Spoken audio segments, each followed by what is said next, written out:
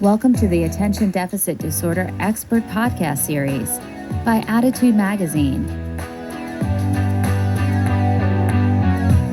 Hey, ADDers, it's Susan Coffin here at Attitude Magazine, and we're very, very fortunate today to have Zoe Kessler.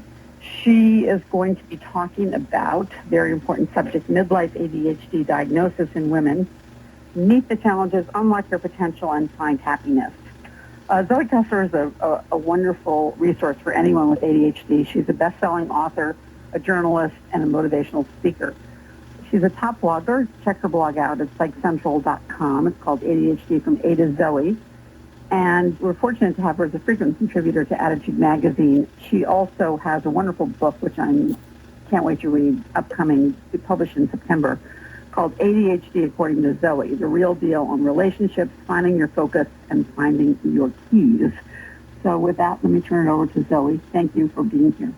Okay. Hello, everyone, and I'd like to thank you as well for joining us tonight. I'm really excited about this session, and I wanted to thank Attitude Magazine because they've definitely been a real lifeline for me. So here we go. For the first slide, we're going to talk about the fact that girls historically have been much less likely to be diagnosed with ADHD than boys. And I mean, that can be a webinar unto itself, of course. But a few little points of that are that girls tend to be more of the inattentive type. We don't cause as much trouble, don't call as much attention to ourselves. But for me, if you're a woman with ADHD who's just as rambunctious as those boys and bouncing off the walls, I'm sorry to say you would still fall through the cracks. Historically, this was thought to be a childhood disorder and one that only boys experience. Well, no, we all know that that's not true. In adulthood, however, those numbers start to come up closer to 50-50 for men and women. So this is good. This is where our opportunities are coming in. Women are frequently misdiagnosed with look-alike conditions. And there are quite a few of them. I haven't listed them all here, but these are some of the most common ones: bipolar disorder, depression, anxiety. Also, of course, we can throw menopause in there for women. And the reason I call it look-alike conditions is because there are some similar traits, similar challenges. ADHD can be trickier to detect, but nonetheless, it's extremely important that if there is an underlying ADHD, even if you do have, let's say, an anxiety disorder, you really won't get your full potential. You won't be able to maximize what you're capable of unless, of course, you address the ADHD as well. So that's extremely important. And it's just so important to find someone who can tease all these things out and approach them in a methodical sort of way. Now, we are diagnosed, women, at very key points in our lives. Either we're starting college and we've maybe, as I did, sort of gotten through high school on raw talent, as it were, but we get to college and oops, we haven't developed any study skills, so we're overwhelmed and we seek a diagnosis and some help. When we get married, when we have kids, after we've been promoted at our job, for us, that can sometimes be the worst thing that happened in our career, sort of ironically, during menopause, because again, there are lots of symptoms that will heighten our ADHD when we have menopause and we're just over the top. And again, we have to seek some help. Now, for me, I was 47 years old and my father had died, and he had, I now know, acted as a bit of an ad hoc ADHD coach for me. So I was lost without him. Where was my bouncing board? I also lost my job at that time, and it just really tipped the scale. So I did seek some counseling after a friend of mine suggested that maybe I should look into this. So I did. And when I did, I can tell you, I took my online questionnaire. I answered 4 questions of the Jasper Goldberg Adult ADD questionnaire. And on the next slide, I'll talk about now the roller coaster of emotions. At question 4, I was in a panic. I couldn't even understand why these questions were on the test, so it was quite dramatic. The next 2 weeks were full of emotions, one after the other. I was relieved, I was shocked, I was scared. I don't have children. I didn't know anything about ADHD, really, so it was a big learning curve. However, once I came to terms with it, I thought, you know what? Now my life can begin. Now I can start accepting myself. Now I can start respecting myself. And I understood that the reason I was spinning my wheels, well, there was a reason I was spinning my wheels. It wasn't for lack of trying, of course. And there was a neurobiological disorder. There was a brain-based situation that I could now address, and I could address it intelligently, and I could get help and support. Before, I was just sort of, boxing in the dark. So it was fantastic. Now, moms who are seeking treatment for their children will also start to recognize themselves and be diagnosed. Karen O'Donnell is a Canadian filmmaker. She made a fantastic documentary called A Mind Like Mine. It's practically like going to the movies and seeing a wonderful drama unfold, and yet it is documentary. And during this film, we watch Karen talk about her son, who has quite pronounced ADD, and her struggles with that. And sure enough, at a certain point in the filming, she says, I think I see myself here. And that's where the arc of the film changes. And I would highly recommend it for everybody, A Mind Like Mine. When a mom is diagnosed, as well as her child, this is also a huge opportunity, because now you're partners. You can learn together. You can come up with treatment strategies, even as a family, coping skills, and you can work on creating a real strength-based family from which your child can go forth, and you can rebuild your own self-esteem and confidence and really model coping strategies for your kids. So you learn to advocate for yourself if necessary, and you also teach your child to advocate for themselves, as well as, of course, you need to work with that too. But you can, again, model this for your child, and it's fantastic. So when you understand your ADHD, and let me say that again, when you understand your ADHD, because we all know that there are so many different traits, and mine are different than yours and in different levels. I mean, I think of it as having a big bag of ADHD symptoms or traits, and I reach my hand in and pull out 9 of them, and that's what I get. And you reach your hand and you might pull out, 7 or 8 or 9 different ones. But once you know whether it's disorganization or procrastination, and of course these are all listed on the next slide. Was that subtle? You won't be dealing with all of these, of course, but now you've got a game plan. You can decide what you need to focus on in terms of your ADHD traits. But one thing I want to emphasize is we're talking about midlife ADHD diagnosis in women. What does that mean? We've got a huge history, some of us for decades, preceding this diagnosis. So for me, I think a focus really needs to be on all the things, the emotions, the challenges, the stigma, the put downs, the emotional things that happen that are undergirding the procrastination, the garden variety, feeling overwhelmed, financial challenge, all that ADHD stuff. Well, what about how you feel about it? What about your self-esteem? What about your self-talk? I think it's incredibly important to treat the ADHD in a conventional way, but also to get a handle on how you need to now rebuild self-confidence and understand that your whole self-perception now has an opportunity to grow and to become far more positive. And so finally, there is really good news. This webinar, I hope, will give every one of you something tangible and concrete to take home, to think about, to act on. But afterwards, I have created a list of resources, ones that I have found particularly helpful.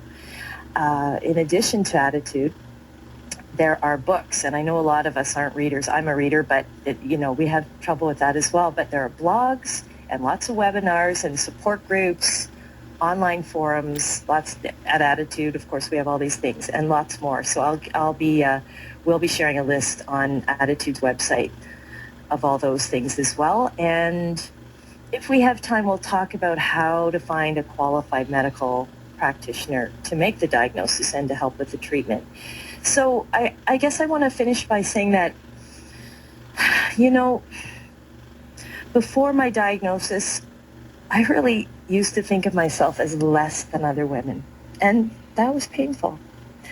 And now that I know what ADHD is and the effect it's had on my life and some strategies I can use to address the challenges, I won't allow myself to be less than I am.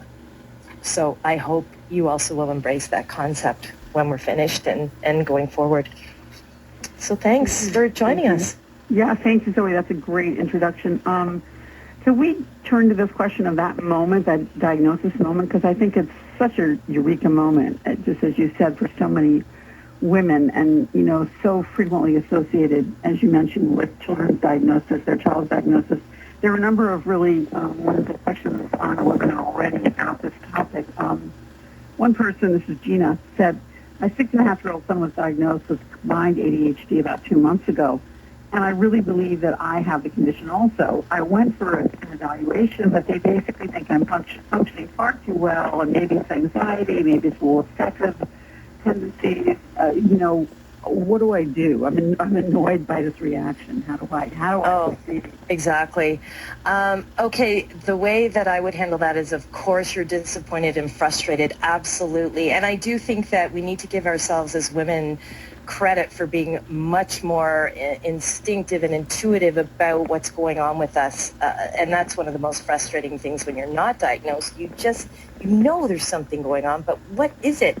So if you really do think it's ADHD, Gina, I think here are two things. First, learn as much as you can about adult ADHD to the point where you're more educated than the physician that you're dealing with, so that you can present your case in a compelling manner. And it's unfortunate, but I wrote this in my book as well about finding a diagnostician as well as a treating physician. We really need to make our case, and in many cases, I'm sorry to say, we need to educate the doctors, the psychiatrists, because education around adult ADHD is not, I don't know what it's like in the States, but in Canada, I asked a psychiatrist when I was interviewing for my book how much education they got. He said, well, we have 2 to 3 hours within the section on childhood ADHD about adult ADHD. So educate yourself and pinpoint what it is that are the most, how can I put this, the most challenging things for you, and seek out your own strategies, prior to getting the diagnosis. And also, so there was frustration because they didn't see it. Oh, I had another great suggestion. Of course, I'm having one of those blank out moments. Well, no, I think that's a great suggestion right there. Just learn everything you can about ADD. Let me just make one note. Someone asked whether, for the purposes of this webinar, there was a distinction between ADD, inattentive, and ADHD. Oh, I'm so glad someone asked that, because I wanted to clarify that I will be using the term ADHD as a generic term for whether or not you're hyperactive. I will use it. I mean, partly because I own it. I do have the hyperactivity, but I mean, it's semantics. So I'm just going to go with ADHD, but I definitely am referring to whether or not you have hyperactivity. You'll know what's the most applicable for your situation. Okay. On the diagnosis moment, there's a wonderful question here, which is, what are the first steps I should take? And I'm reminded of the autism community, which has a wonderful site, a wonderful sort of section called The First 100 Days After an Autism Diagnosis. I mean, what are the first steps? You think you have ADHD?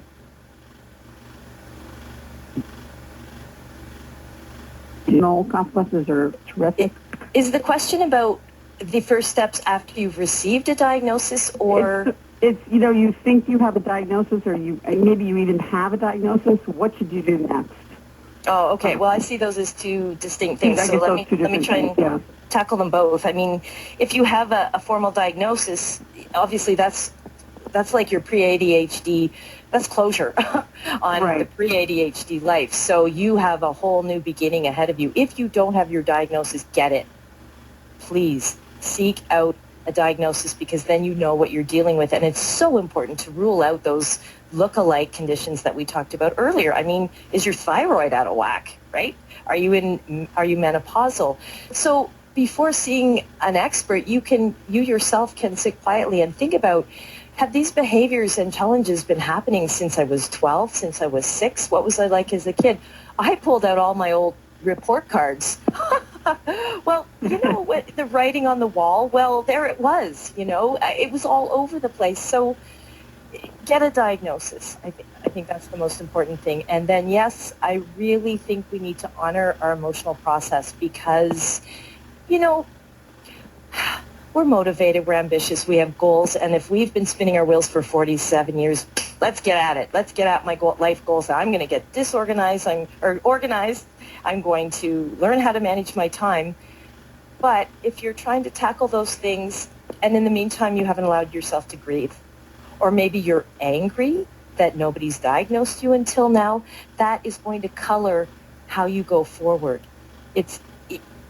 I think we need to recognize and work through our emotions about our diagnosis and give ourselves the time. And if it's taken you 20, 30, 40, 50, 60 years to get your diagnosis, you can afford to take an afternoon, a week, a couple months, however long it takes to get in touch with your feelings, and then to have a clear-headed vision of, all right, here's the biggest bugaboo in my life. It's time management. I'm all of them. Start dealing with that.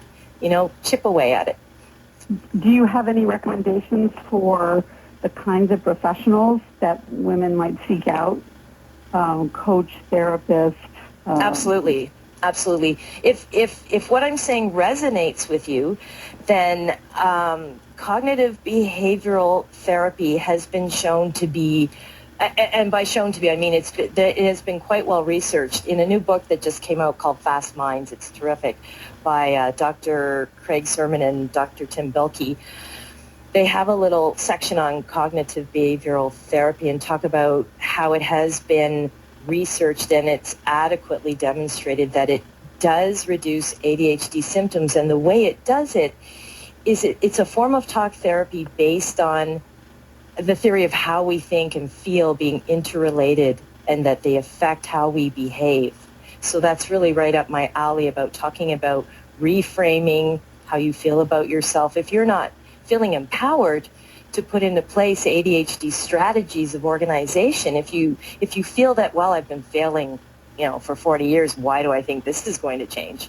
That was one of my fears when I got my diagnosis. Does this mean nothing? Well, my worst case scenario was, okay, great, I have a diagnosis. Is it really going to get better? What if it doesn't?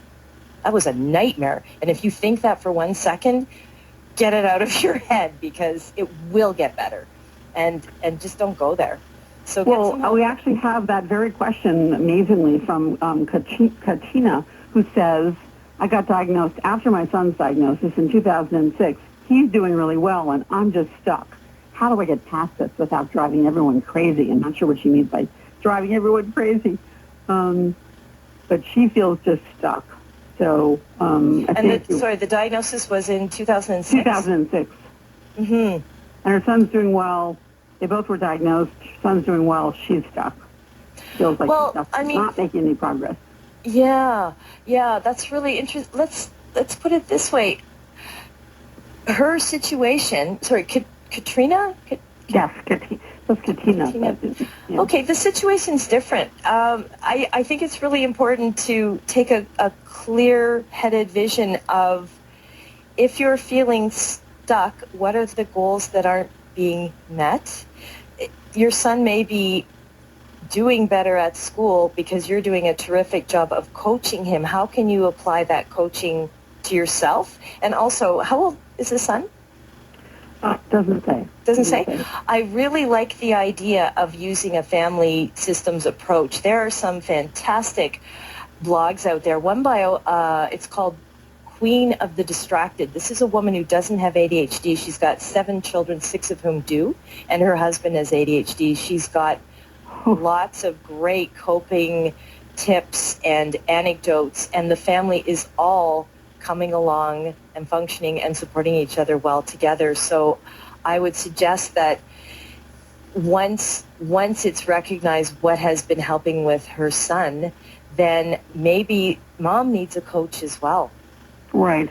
Because I'll tell you, for 7 years of research, and I can't count how many interviews with women and professionals, I have come to the conclusion that the make or break thing in a person with ADHD's life at the beginning is someone acting as an ad hoc coach, whether or not you're diagnosed. For me, that was my dad.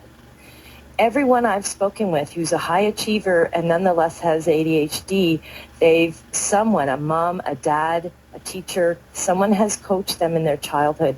So maybe mom needs a coach as well. Right. That's really interesting. You just can't deal with this on your own. You really need support. I think that's... Mm-hmm. And let's face it, the complexities of adulthood. She's managing her own life and her child's or children's or who knows, and I don't know what the household's comprised of, but it's a different order of things. Right. Exactly. So, and without knowing the specific, difficulties, that's probably the best sort of general direction I would take. Just before we leave this diagnosis issue, which I think, we can move on, but there are a couple of people who are raising the comorbidity question. One very classic story from Diana. I've been diagnosed with severe depression, but it's clear that I score 100% on, online tests for adult ADHD. My physician insists that I need to be treated for depression. What else, what can I do? And others who say, could I have more than one condition, and what do I do to tease those apart? Oh, that's such a fantastic question. First of all, yes, I'm not sure the percentage. There are different quotes around how many of us do have coexisting conditions, and it's up there. It's close to sometimes 85%. I haven't had any identified, although some might argue with that, but I have really pronounced ADHD, but that's an anomaly. That's not the norm. The norm is that we have at least one or more. Depression is definitely one of the more often diagnosed ones, but that doesn't mean we don't have ADHD. And in fact, sometimes it's depression subsequent to living a life with ADHD, and it's not really clinical depression. So yes, find someone who can tease that apart. How do we do that? Well, is there an ADHD clinic in your city? If there's an ADHD clinic, you've got professionals who all of a sudden are not only trained, they're trained, they have the experience, they know the literature, that is their clientele. If there's an ADHD clinic, I would contact them and see if you can go for an assessment or some preliminary meeting there. Support groups. Go to support groups, because if there's a local support group such as CHAD or another one in your area, there are adults with ADHD there. They have physicians, they have psychiatrists. Network. Find out who likes their doc and why, and get a referral. Your child's pediatrician or psychiatrist or whoever is treating their ADHD, some of these doctors will also treat adults. And if they themselves will not treat an adult, they can make referrals. Usually they can make a referral as well to someone who will. Ask your family. Depression, seems to, I'm not an expert on depression, but if others in the family also have depression or ADHD, talk to them, see if they have a physician or someone they know who would be better able to tease apart the different challenges and know. And again, this is one of those education things. Find out all you can and approach your doctor again and present this to him and say, look, until we've dealt with my ADHD, the depression, they go hand in hand. And the ADHD has to be addressed separately. Yes, they dovetail. Yes, there are some overlap areas, but it would be depressing just to know that you've got this roadblock. Okay, and just to chime in and support what Zoe's saying, I think if you do actually have more than one condition, and someone on the webinar is saying she's been diagnosed with bipolar disease and is being treated for it, but still has untreated ADHD, you certainly can find someone to treat more than one condition. That's totally within the realm of the norm for ADHD physicians who, as Zoe says, do expect to see comorbidities, more than one condition. So don't let that ADHD go, even if you've been diagnosed with bipolar disease, depression, whatever else. That's a really good point. Absolutely. This webinar is about maximizing our potential, and that's how you do it. A question here about, and actually several questions here about, is there a national directory of ADHD clinics? Is there a website that lists doctors by location? I'll just say that we have one on attitudemag.com. There's one on CHAD, a terrific one on CHAD. I don't know. I would also go to ADA as well. That's Attention Deficit Disorder Association. .org, I believe, ADA. Right? Mm-hmm. Yes, so the answer to that is yes. Yes, there is. Yeah. So yes, definitely look for an experienced person. And oftentimes in a book on ADHD, in the back, there'll be resources listed as well. So pick up a book that's been, that's been published this year or last, and you'll get some up-to-date resources there. Yeah. And also there are some listed on the sheet that, or on the information that we're putting on the website. Yeah. Okay. Terrific. Questions here about hormones, specifically perimenopause, puberty, and the diagnosis of ADD or ADHD in as related to changes in women's hormone levels. Hurrah! This is so important. This is so important for women. Okay, there's a whole chapter in my book on this, ADHD According to Zoe, which is sort of interesting considering there's hardly any research about it. Historically, in fact, Dr. Patricia Quinn, who is, of course, marvelous, and especially focusing on understanding women and girls with ADHD, she's written about this, about the fact that research is really lacking on women as opposed to groups of men and women. So we need more research. That's starting to happen, thank goodness. But here's ADHD in women and men is different. Some will argue with that. Here's an example. Dr. Quinn says when boys' symptoms worsen, and this is children now, but it often helps to increase the level of stimulant medication, but this approach frequently fails when applied to women in perimenopause or girls who have started menstruating. Ding! So, that's a preliminary finding. But tell me this, if it's not different, why would there be a clinic in downtown Toronto, the first ever, as far as I know, and correct me if I'm wrong, clinic for women with ADHD? And again, this is Dr. Bilkey's incarnation. He has a new questionnaire out called Fast Minds Female Questionnaire. I'm going to read you a couple of these questions. Under childhood, were you a tomboy? Tick that one for me. Under adolescence, when you started to have regular biological cycles, menstruation, did your behavior change? Did your moods become unstable? Did you become overreactive and sensitive, and so on and so forth? Were you sexually impulsive? I'm a woman. I have huge impulsivity. When I was undiagnosed with ADHD, the statistics are clear about unplanned pregnancies. While if you're highly impulsive, and if your hormones are raging, and your libido is up there, hormones are such an important part throughout a woman's lifespan, and we have to understand it each step of the way. On this questionnaire, do you have severe PMS? Have you ever been pregnant? And so on and so on and so on. Yes, we need to talk about hormones and their impact on women with ADHD. So let's look at adolescence. It's complicated. If a woman's libido is strongest during adolescence and young adulthood, and if symptoms like impulsivity and low self-esteem and an impaired ability to learn from the past, which is faulty executive functioning, classic ADHD, you combine that with the ADHD, and there are your unwanted pregnancies, your impulsivity, there are more sexually transmitted diseases. On the other hand, it's complicated. The book called Vagina, A New Biography by Naomi Wolf came out in 2012. She talks about dopamine. I read this book and it blew my mind. I saw ADHD, I saw low levels of dopamine, which are a hallmark of ADHD, can cause lowered libido and depression. So you have low levels of dopamine to begin with, but your dopamine is also being lowered at certain times of your menstrual cycle. It's a very interesting book, and I would highly recommend it. PMS, mood swings. Well, what does PMS and ADHD have in common?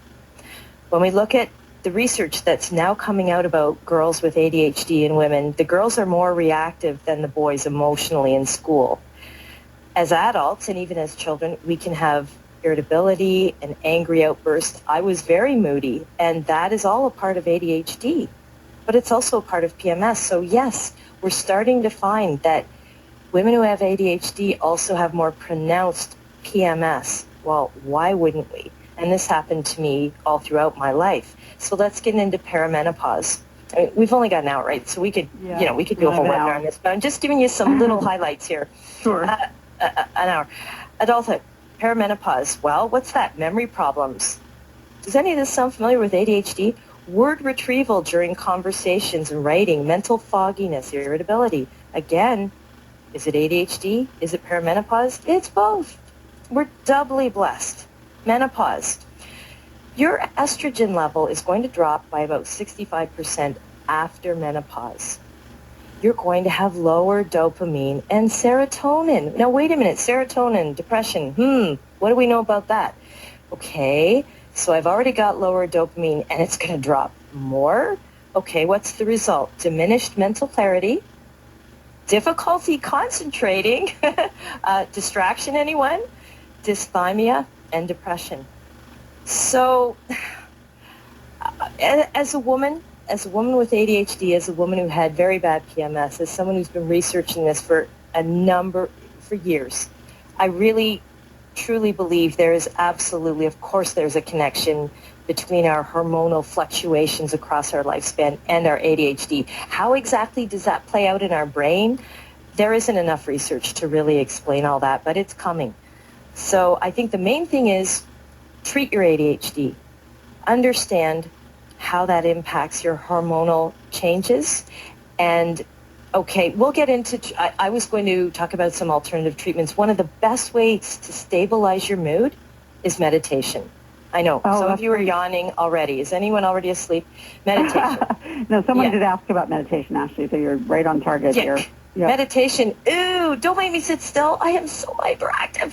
Well, guess what? There's lots of different kinds of meditation. And the one that I found that worked for years for me before my diagnosis involves chanting out loud, rubbing beads, holding beads in my hands, looking at a mandala. I mean, I'm looking, I'm making noise, I'm sitting there, I'm moving around. How can this be meditation? It was fabulous.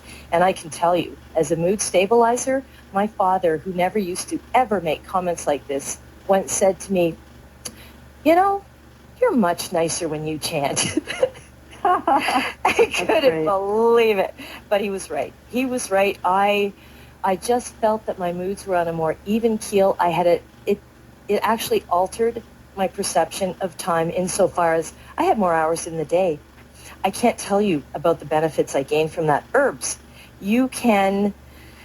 there are some herbs, and I am not an herbalist, and you really do need to speak with someone who knows the medicinal properties of herbs, as well as has a physician who also knows about your medications and so on. It's a little tricky, but I can tell you there are natural herbs out there. You can grow them in your backyard, make an infusion. No, I'm not prescribing. I'm not an herbalist. I don't want to get anyone in trouble here, but there are some that can help with your moods. Motherwort is one of them. Lemon balm is great in a tea to help you sleep. But, obviously you need to consult someone to make sure it's okay for you and your body. Diet, Delivered from Distraction, written by, it's the follow-up to Driven to Distraction by Ned Hallowell and Dr. John Rady. There's a whole chapter on nutrition, and one of them mentions blue-green algae to improve cognition and memory. So, hey, if you have perimenopause or you're in menopause, maybe you want to try that out. For me, I can't get around the algae part, so I'm like, I don't know about that. But I mean, I don't know. I just, whatever. You're braver than me. Point, let me recommend Dr. Sandy Newmark, Newmark. He's conducted 2 wonderful webinars, very popular on Attitude's website, about, his book is called ADHD Without Medications, and he is just really terrific on the specifics of diet, nutrition, and herbs. Just, mainstream doctor, integrative doctor in San Francisco, very well qualified. And I think I got some great advice. So just to support what Zoe's saying, I think it's really important. Good. And then two more. Exercise. I just want to get hit. Two more. Exercise. That will stabilize your moods. There's lots of research. We know that this works. It will keep you calm. It'll help you sleep better. And again, cognitive behavioral therapy. If you speak to yourself in a kind, gentle, soothing, understanding way, the way I did that through PMS was, it's only going to last 3 days. Don't get too depressed. Otherwise, I would. So I just kept reminding myself, this is going to be over in 3 days. And bang, like clockwork. Of course it was. My hormones shifted. Anyway, thank you. Right. What about neurofeedback? People are wondering. Oh, I think I did mention that. Neurofeedback. Again, I am not a specialist in neurofeedback. I've done, obviously, some reading about it. And Dr. Bilkey mentions in his book, Fast Minds, about neurofeedback, that the research, no, maybe I didn't, but anyway, the research isn't as conclusive. I'm looking at his book now, and he said in one study of adults with ADHD, researchers concluded that evidence for the effectiveness of neurofeedback is promising, but weak. So we need more research. So he says if you choose neurofeedback, then he's recommending a center certified by an association such as the Biofeedback Certification Institute of America, and you can find them online. So that's the Biofeedback Certification Institute of America, and he says they will offer tips for you to learn more about it. But hey, try it. Oh, except that I have to say that the other thing that they know is that other researchers are saying that there are more effective treatments, or there may be, that cost less. So you need to think about how much time you have, how much energy, how much money. It's a matter of trial and error. And again, ADHD is as individual as you and I. On the other hand, we all recognize each other in a crowd, don't we? Yeah. So we turn to family relationships. Oh, yes. We have some questions about family members. So here's one. How do you suggest dealing with family members who just don't understand or even act like they don't care? Or it doesn't matter. They expect me to just be like everyone else. That's a typical one. There are some other ones as well on the question of family members, people not being supportive in the close family. Absolutely. And I do get that question a lot on my blog and elsewhere. It's heartbreaking. It's such a hard question to hear, and yet I completely resonate with it in the sense that we all want to be accepted for who we are. Of course we do. But this is another part of the opportunity of a diagnosis of ADHD. First of all, I'm sorry if this sounds hardcore, but your diagnosis is for you. It's not for your family. It's for you primarily. It's for you to become the best that you can be. That's number one. It's really important that you remember that. It's like in a dysfunctional family with any kind of trouble, if one steps outside of that and heals and begins to move forward, everyone else in that culture of the family is challenged by that. They either step up to the plate and grow with you, or they fight you because they don't want to change what they've believed and what they've thought, all along. So here are some solutions to that. If these conversations with your friends and your family are more painful than helpful, you can tell them that you're not comfortable with discussing it at this time, and that's not something that you're going to discuss with them. And I know we want to be accepted for who we are, but maybe you need a support group instead, or a really good friend who loves you as you are to discuss it with. The other thing is, you want your family to accept you just as you are. But are you willing to give them that? If that's something you want them to give you, you need to be willing to give that to them. And just as they are right now, is that they can't wrap their heads around it. They can't speak to you in a respectful way about it. And I want to talk about that. This is all tying in together, of course. You've been diagnosed late in life. Do you have a history of being bullied or criticized? Do you have a history of being belittled or put down or called names or stigma? Maybe you do. But maybe that diagnosis unlocks the key to saying, you know what? I won't let anyone speak to me like that anymore. I won't let anybody criticize me or disrespect me, and that includes family. Why is that okay? It's not okay. So this is another thing your diagnosis will open up to you. Again, it's that reframing of who you are. All of a sudden you know, hey, I've got this neurobiological condition. I'm not lazy. I'm not unmotivated. I'm not any of those horrible things I've been called. Yes, I am speaking from experience here. And if that's going to continue, it's really important to start to rebuild your self-esteem. You need to accept yourself with your ADHD. Maybe with your family, it's not a subject. You can't go there. Enjoy what you can with your family.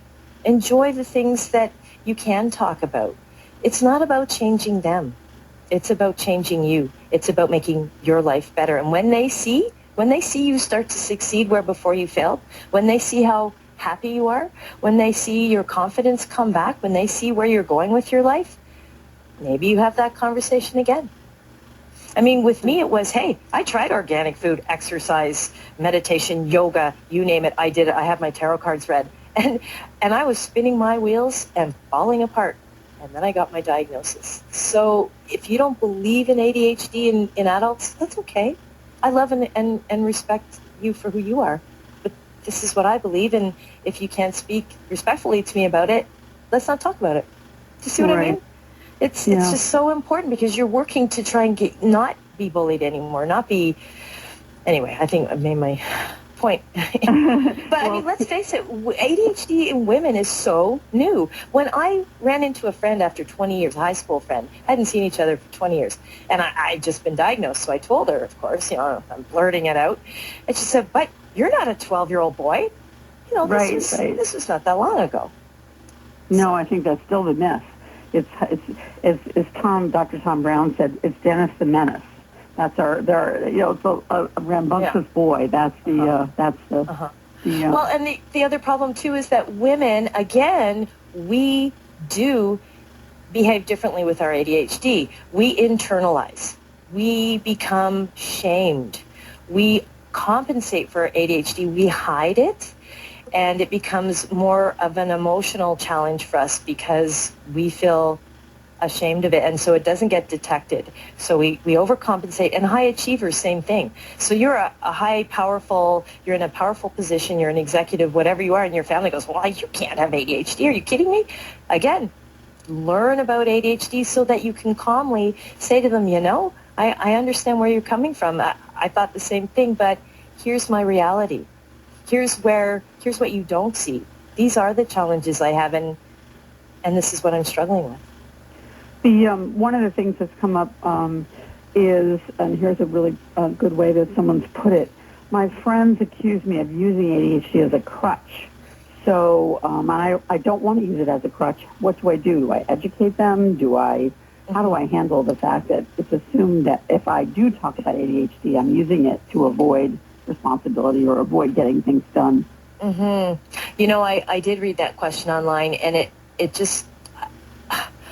I don't know if this person is a hugger. I just want to give her a hug. I just want to sit her down and say, you know what? This question, how do I keep from really using it as a crutch? That says to me, okay, we've got to work on trusting ourselves and self-esteem, and I sure had to do that. When I was a child undiagnosed with ADHD, we women, I think a lot of us are so undermined that we learn to question ourselves. Our sense of being able to trust ourselves is really undermined. So the question, how do I keep from using it as a crutch? Well, you're not using it as a crutch, so we need to build that confidence. And what about these friends who are saying you do use it as a crutch? Well, you need to reevaluate. Again, go back to what have you accepted in your life up till now, because maybe you didn't feel you had a choice because you didn't know about ADHD. But now that you do know, is it acceptable to what's a friend to you? It's okay to look at that and say, is a friend someone who accepts me exactly as I am? I've got a friend, believe it or not. I teased her that I was going to give out her phone number during this webinar. Here's your new best friend. She thinks ADHD is great. She doesn't have it. She gets a kick out of it. And she works with her friends who have it. Okay, she confessed. Sometimes she lies to them and says, well, we need to meet at 7:30 when it's really, 8 o'clock. But it works. And lots of people do that. So to me, a friend accepts my ADHD, loves me as I am, it doesn't mean that it is my responsibility to arrive on time. And that's where treatment comes into play. I do my part. I do my best with treatment and to get a handle on the things that I need to get a handle on. And my friends love me, and they love the good parts. They love the fun, the creativity, the laugh, the good craziness. So think about your friends. Again, I go back to that respect thing.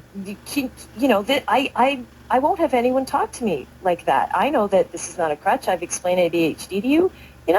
Maybe you need new friends. I don't know. Is that hardcore? Maybe I shouldn't have said that. I'm sorry. No, I think it's to the point of how do you help other people see this, as someone else asked, see ADHD as a positive rather than a negative, or even just to accept it. Obviously, it's a tough one.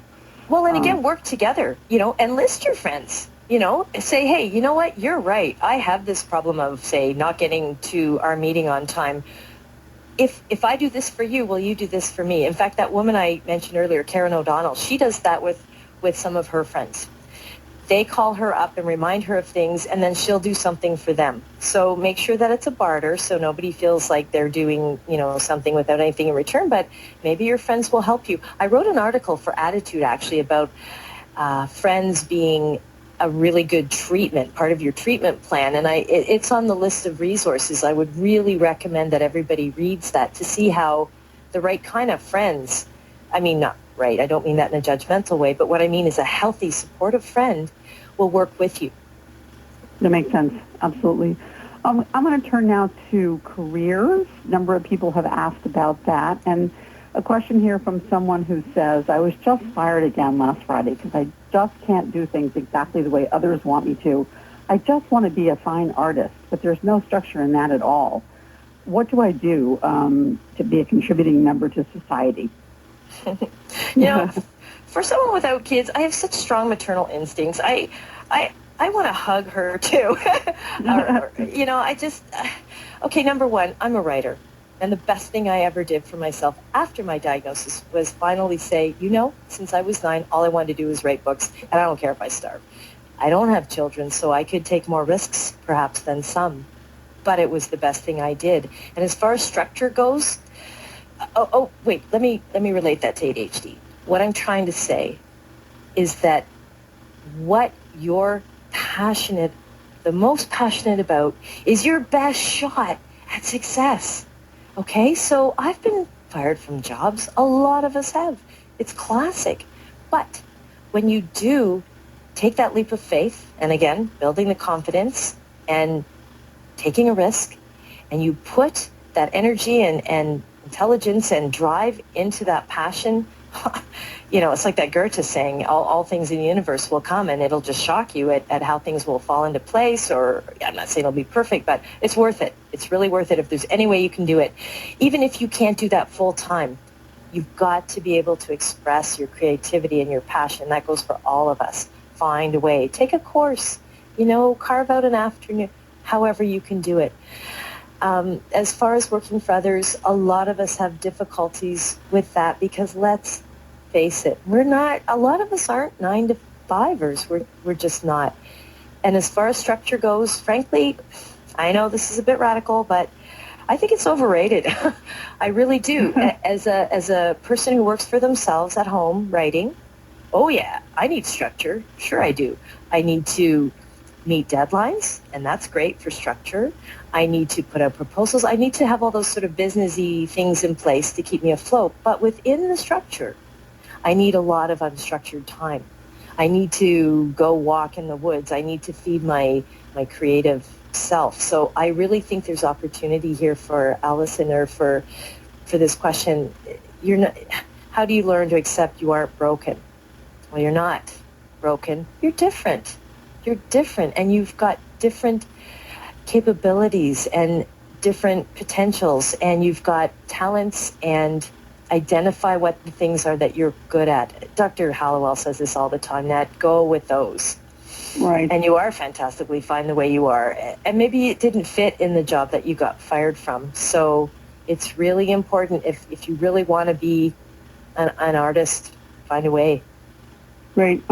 Here's Oh, Julie, who's yeah, 23, and she says, I'm a recent graduate with inattentive ADHD, and I'm trying to market myself. I need a job now, and I'm not very marketable.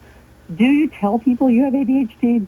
Do you admit to being disorganized, bad at time management, and never truly gather 100% of the information in a conversation? Julie's wondering how to market herself now that she knows she has ADHD. I love that one. That's great. Thank you so much, Julie. So I think, and maybe Susan, you can help me with this. Are we, in terms of marketing, I think maybe what we're talking about is presenting oneself at an interview. Is that closer? I think so, yes. Okay, so I think what I want to say is, I probably need to hear that again. Hello, meds are wearing off.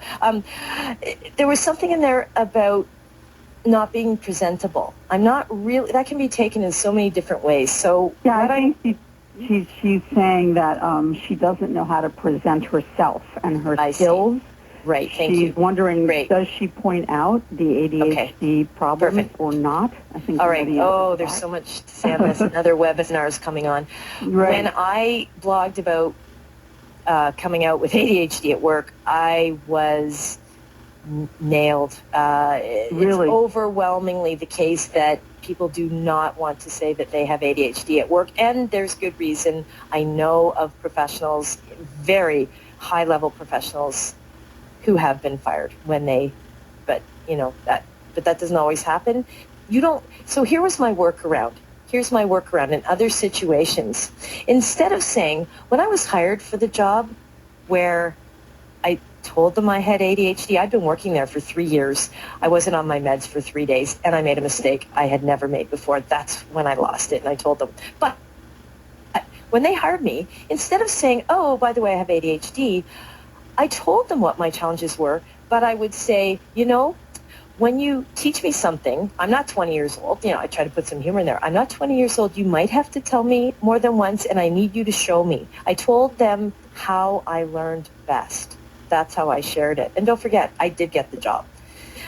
I reframed to them what my challenges were in a way that I was upfront, but I never used the words ADHD. I said, look, it will take me longer to learn things, but once I learn, I'm great.